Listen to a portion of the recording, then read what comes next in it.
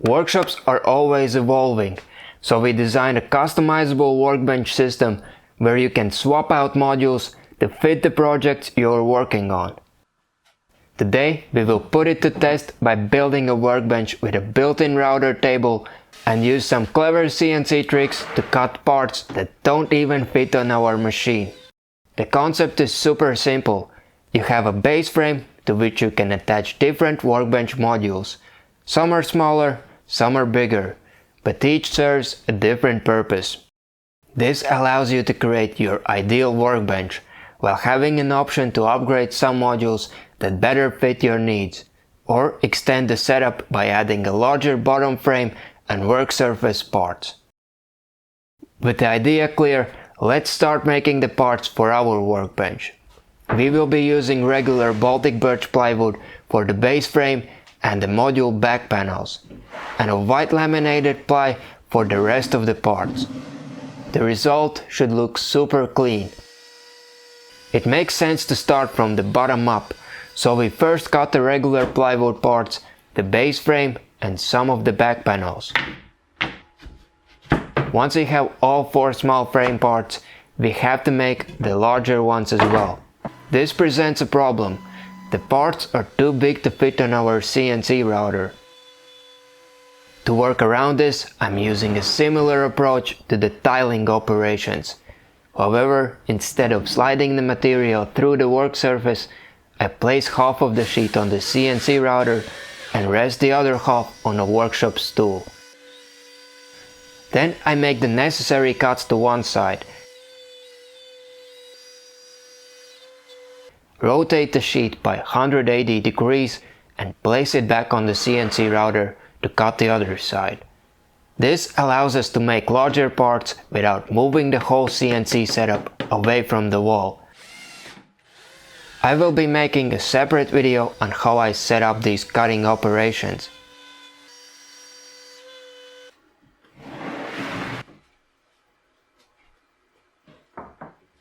Now we can quickly test assemble the base frame to see how it looks. The joinery fits nicely, so we are good to proceed with the rest of the parts. However, this also comes with a set of challenges. The laminated sheets have odd sizes and they don't fit on the CNC as is, so we had to cut some of them into smaller pieces. For this, I'm using the sacrificial frame and regular circular saw. Once we have more manageable pieces, we can run the CNC operations for the attachment module parts. I'm using the straight foot router bit, which leaves a clean top surface but not as clean bottom edge. However, it seems we can easily fix it by a couple of passes with sandpaper. For laminated sheets, using a compression bit would probably be a better choice. At this point we have made most of the workbench components except the module walls and a couple of back panels. The side components barely fit on the plywood sheets, so cutting the material into pieces that fit on the CNC router wouldn't leave enough wood to support the parts while cutting. This is how I worked around it. I secured an offcut at the far side of the CNC work surface and cut a corner out of it. This helps me to position half of the large sheet on the CNC router and do the necessary cuts while the other half hangs off the table. After making one of the wall components, I can simply remove the part, clean up the work surface, flip and reattach the sheet to cut the other half of the material. This unconventional approach allows me to maximize the material and avoid cuts with a circular saw. After repeatedly going through the steps multiple times, we have the wall panels made. Now we only have to make the last couple of back panels. Again, I'm using the corner stoppers for positioning the material. When the parts are cut, we can start preparing them for assembly. So I quickly give each part a pass on the router table to trim the edges with a 3mm roundover bit. This makes the parts nicer to work with.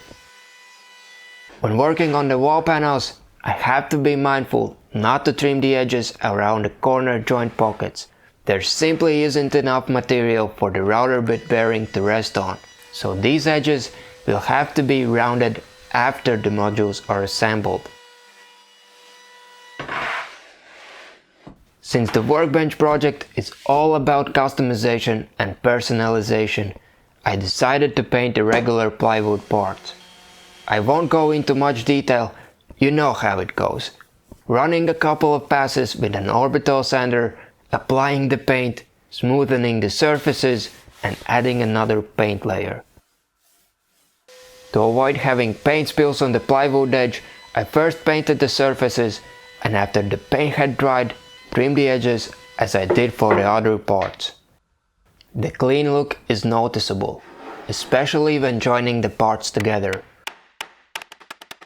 While we are at it, let's assemble the whole frame. Some of the half-lap joints for the frame do take some convincing to put together, but it doesn't take long before we have it assembled. I'm planning to attach the caster wheels from the current workbench to the frame, but we still need the workbench for assembling the attachment modules. The cabinets are straightforward, attaching the floor and back panels to one of the sides, adding the other wall component, and fitting the subtops in place. The cutouts in the subtops will make sense later. Once we have the body assembled, we can fix the parts together with screws.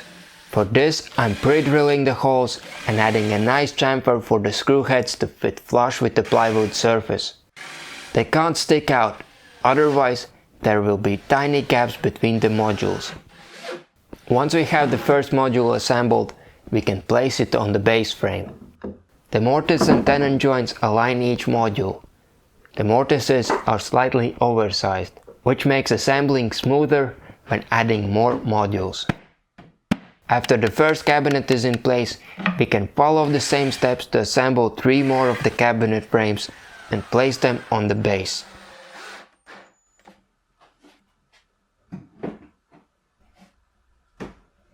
Since one of my favorite features about the current workbench is the spacious shelf under the work surface, the new workbench has to have one as well. So a couple of attachments have a built-in shelf with openings at each side. While assembling the frame, we also have to attach the shelf component and the front cover part. The front is currently sticking out of the assembly.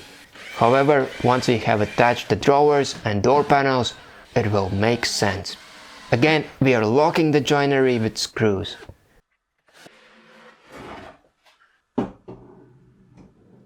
The openings in the shelf cabinet walls form one larger opening once the modules are next to each other.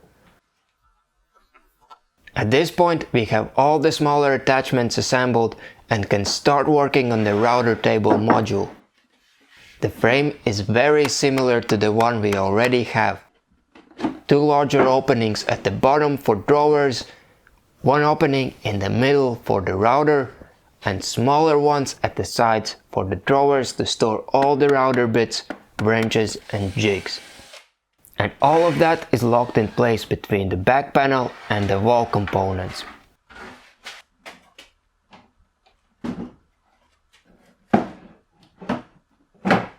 Of course, we also have to add the subtops for the router table attachment. When the router module is assembled, we won't need the old workbench anymore, which means we can take it apart to remove the caster wheels. It feels a little bittersweet. The workbench was one of the first built in the workshop, which was essential for all the other projects. But we do need the space for the workbench, which is exciting.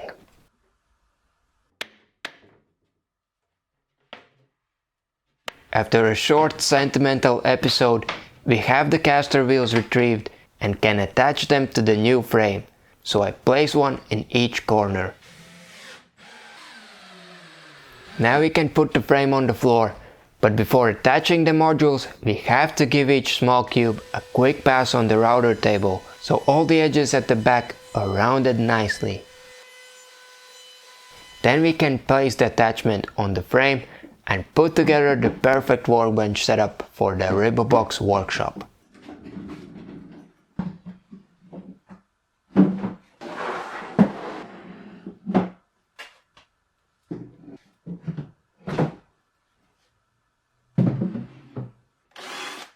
Once all the attachments are in place, we can secure them to the frame using the screw holes that we marked on the CNC.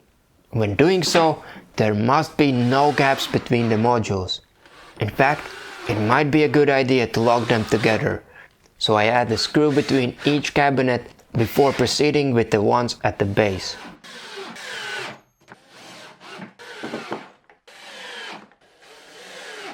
After all the cabinets are attached, we can add the tabletop.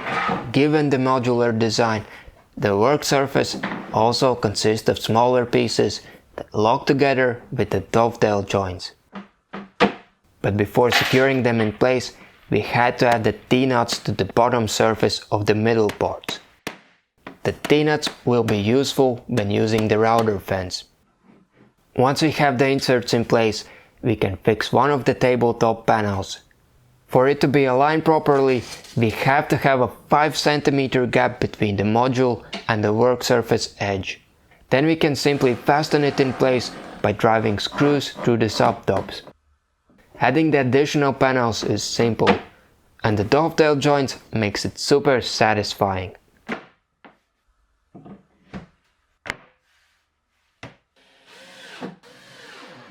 With the last screw through the subtop, we have the main body of the workbench made, and we can start adding the attachments. As the first one, we have to move the router panel from the router table to the new setup. I made a cutout the same size, so moving it is not a problem. We also moved the DIY car jack to the new setup. It's a super helpful tool when adjusting the height of the router bit. At this point, we have to start adding drawers and door panels to the build. The doors are simple, just securing the hinge fittings to the cabinets and to the doors and popping them in place.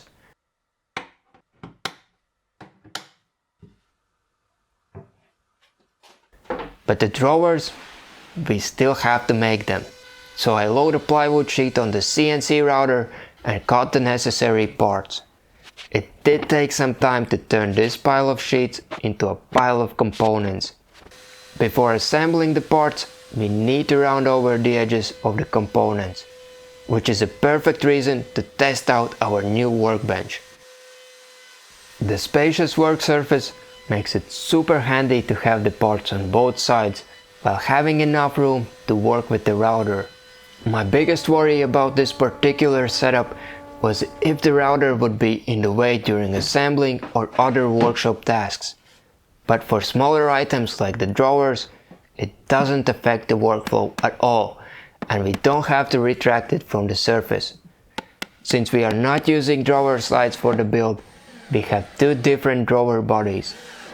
The bottom drawer have the floor and back panels trapped between the sides, and the front panel that is attached with the mortise and tenon joints and secured in place with 3 screws. And the sliding drawer, which has the wall panels attached and locked to the floor panel. The front panel uses the same attachment method, reinforced CNC joints. To have a cleaner look, you could skip the screw holes in the front panel and glue the fronts in place. But personally, I like to have the possibility to take the drawers apart in case I ever needed to. Once we have all the drawers assembled, we need to add the handles, which we cut on the CNC while making the cabinet components. To make it easier, we have to pre-drill the screw holes in each handle. For this, I'm using the same jig we used when building the cabinets for our workshop. Just have to replace the positioning stick to match the handle shape. Then we can simply drill the holes and repeat the process. We have shared 3D files for the handles and the jig on our website. So if you want to make them for your setup, you can just grab the files. When the holes are made, we can simply align them to the ones in the drawer fronts and secure them in place.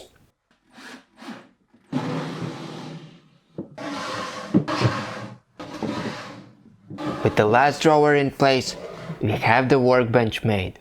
Well, we still have to assemble the router fence. For this build, I wanted to keep it as simple as possible.